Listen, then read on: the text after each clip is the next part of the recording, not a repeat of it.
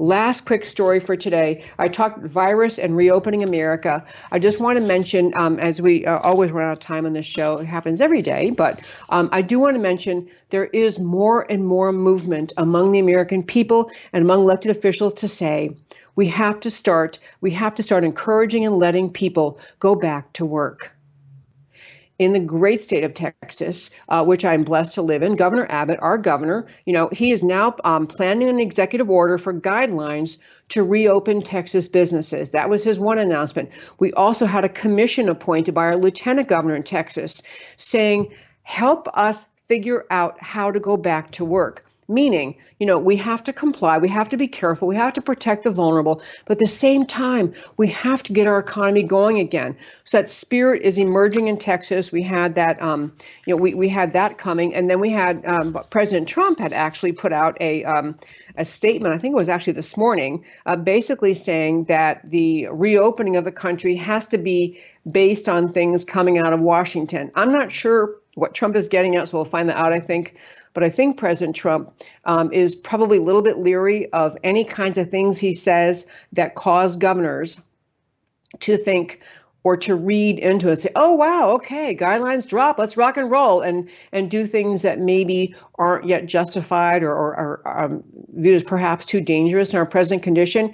So President Trump is a little bit trying to say, let's let the guideline adjustment start here in Washington. But even as to that note, President Trump has announced that he is going to have another.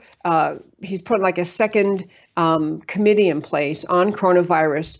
And their job is, and it includes Mark Meadows, which is wonderful, who is now his chief of staff, former congressman, is a brilliant congressman. It involves him and Mnuchin, some other stellar players, basically saying they're going to advise Trump about how to get the economy back rolling, how to get us going. So there is a lot of move toward that. I do want to mention, close the show by telling you, I've mentioned other experts. I've mentioned on the show numerous times experts from Yale, talking about people who are experts in infectious diseases and handling massive pandemics like we're in right now. Dr. Katz of Yale, I've mentioned two people from Stanford, and many other experts have been saying that the policy choice we made in this country to freeze the entire economy, to freeze every healthy person in place was never justified, was too much, that we should have instead focused our policy on protecting the vulnerable and letting healthy, free people work if they want to work, letting the economy keep moving. Well, there's a new piece I want to share with you because it's not just a small handful of radical, or just kind of a nonconformist doctors who are saying these things. More doctors are speaking up, and I want to urge you to read this piece. It's up at our website, americacanwetalk.org, americacanwetalk.org. On the homepage, under shows, drop-down list of links. The article is entitled 8 Reasons to End the Lockdown as Soon as Possible. And these are signed on by a bunch of doctors, experts in their fields, not just random people in the street corner, but 8 people, 8 doctors, and they gave 8 reasons. These doctors gave 8 reasons why we need to end the lockdowns as soon as possible. One is they're showing, all the data shows we have already flattened the curve. This whole notion of we had to do this to flatten the curve, we've already done it. The data are clear. Another one they say is they say social distancing is only helpful way at the beginning of a pandemic, not at this point, not helping anything now. They also talk about economic collapse and unemployment are destroying families. They're talking about the data that so many others have been saying, you can't have a country like we had in the Great Depression with millions unemployed, fearful, can't pay their bills, can't feed their family, can't take care of themselves, that is actually leading to health problems all by itself.